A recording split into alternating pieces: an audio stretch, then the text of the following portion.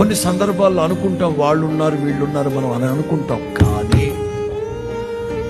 వాళ్ళే మనకు ద్రోహం చేస్తారు, మనతో నిలబడరు. అది మీకు కొదవగా ఉంది కదా. ఆ లోన్లీనెస్ అనేది, ఒంటరితనం అనేది మిమ్మల్ని గుండెలు పిండేస్తుంది కదా.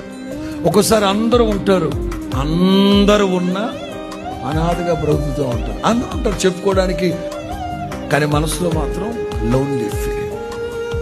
మనుషుల మీద ఆధారపడితే ఇట్లాగే ఉంటుంది.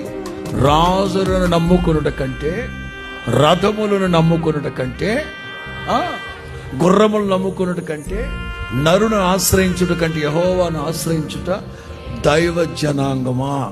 అందుకే పౌలు 2-3 దఫాలుగా రాస్తాడు, దేవుడు నమ్మదగినోడు. తిమోతి, మనము నమ్మదగిన వారము కాకపోయినా దేవుడు చేత